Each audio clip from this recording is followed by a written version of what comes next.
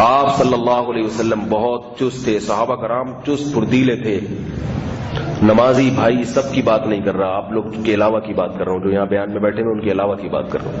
نمازی بھائی کتنے سست ہوتے ہیں. گھروں سے والدین کے فون آتے ہیں، ملنے آتے ہیں کہ ہماری اولاد میں سب سے سست ترین بچہ وہ ہے جو پکا نمازی ہے. ارے بھائی اس کو تو سب سے چست ہونا چاہیے. پکا نمازی کا مطلب یہ کہ نماز پڑھنے میں پکا ہے، باقی نماز میں بھی ٹائم میں آگے پیچھے ہوتا ہے. وہ ہمارے محلے میں ایک صاحب تھے، وہ ہمیشہ آخری صف میں آتے تھے اور ایک رکعت ان کی نکلتی تھی فجر میں. میں نے ان سے کہا کہ یار آپ ہمیشہ ایک رکعت آپ کی نکلتی ہے. کہہ رہے کیا کروں، اٹھتے اٹھتے دیر ہو جاتی ہے، فجر میں یہ ہو جاتا ہے وہ ہو جاتا ہے. اب جیسے نماز 6:30 بجے ہو رہی ہے، تو اب جب نماز 6:35 پہ جاتی تھی تو بھی ان کی ایک رکعت نکل رہی ہے.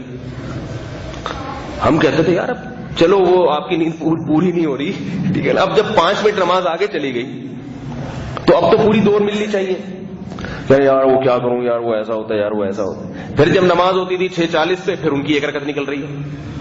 کچھ اس قسم کے لوگ تھے. کچھ ایسے تھے جن کی 2 رکعتیں، وہ بالکل تشہد میں آ گئے امام کے ساتھ. تو یہ اس کی علامت ہے کہ ان لوگوں کے ساتھ مسئلہ نیند پوری ہونے یا نہ ہونے کا نہیں ہے، ان کو ٹائم پہ کوئی کام کرنے کی عادت ہے ہی نہیں. یہ پیدا ہی لیٹ ہوئے تھے. ڈاکٹر نے جو ڈیٹ دی تھی نا اس سے 1 گھنٹہ لیٹ پیدا ہوئے تھے. اب جب لیٹ پیدا ہو گئے تو سارے کام کیا ہو رہے ہیں، لیکن مریں گے ٹائم پہ. یاد رکھو یہ نہ سمجھنا کہ فرشتہ آئے گا تو 1 گھنٹہ توبہ کے لیے دے دے گا کہ چلو جو آپ کیونکہ 5 منٹ لیٹ ہوتے ہیں تو آپ کے پاس 5 منٹ ہے توبہ کرنے کے لیے.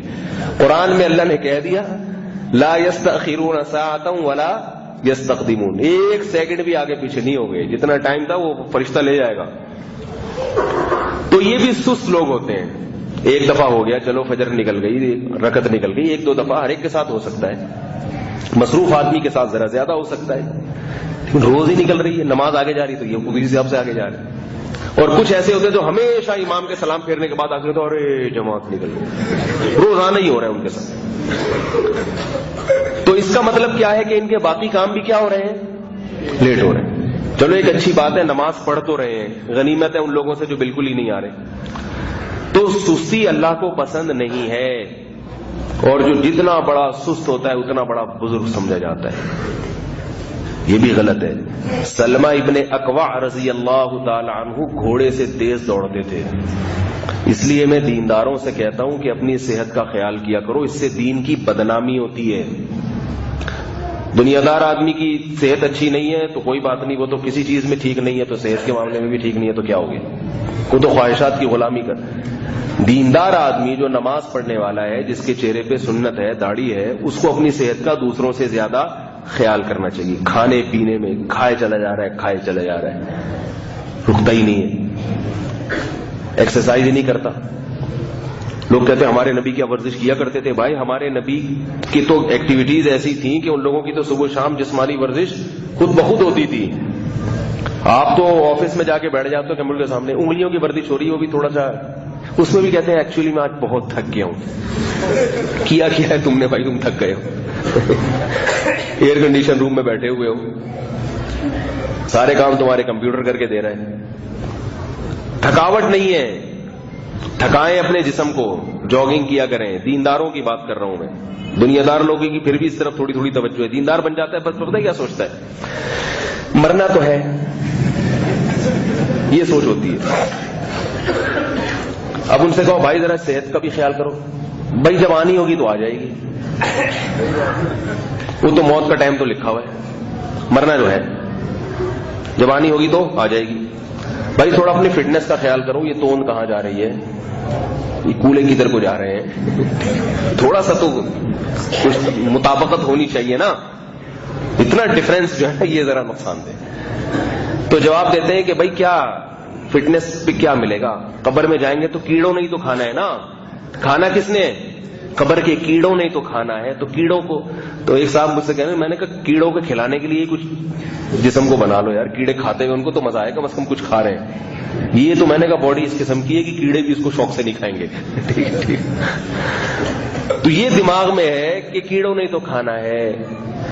نبی صلی اللہ علیہ وسلم نے موٹاپے کو پسند نہیں کیا.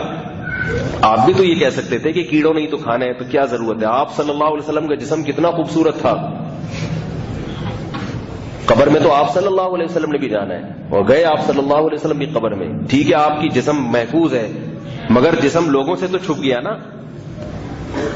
یہ ہمارے اکابر کا، ہمارے بزرگوں کا طریقہ نہیں تھا اپنی صحت کا خیال نہ رکھنا. اگر صحت کا خیال نہ رکھنا یہ کوئی اچھا کام ہوتا تو اللہ قرآن مجید میں ان خوراکوں کا ذکر کیوں کرتے جو صحت کے لیے ضروری ہیں؟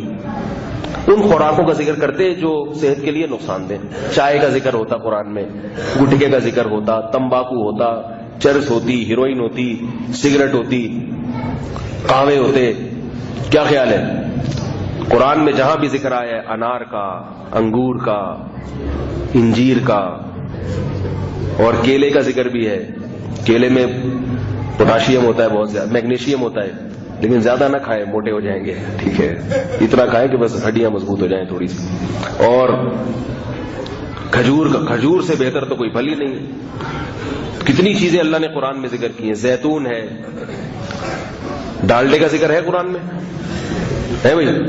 یہ جو آج کل مختلف قسم کی چربیوں سے عجیب عجیب سے تیل نکالے، کہیں بھی نہیں ہے. زیتون کا ذکر ہے قرآن میں. مچھلی کا ذکر ہے، لحمن طریا، تازہ گوشت مچھلی.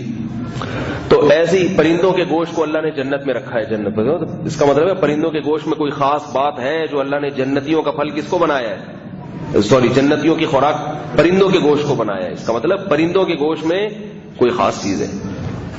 شکار کیا کریں تفریح کے لیے، جائز تفریحات، جائز. بس یہ بات ختم کرتا ہوں. جائز تفریحات جائز. ہمارے نبی صلی اللہ علیہ وسلم نے فرمایا ارمو فإن أباكم كان رامیا، تیر اندازی سیکھو، شکار کیا کرو. حدیث میں شکار کے الفاظ لیکن مفہوم تو وہی ہے نا. تیر اندازی سیکھو اس لیے کہ تمہارے باپ اسماعیل علیہ السلام تیر انداز تھے. حضرت اسماعیل کا گزر بسر کیسے ہوتا تھا؟ جنگلوں میں نکل کے شکار کرتے تھے اور شکار کر کے جانور کھایا کرتے تھے.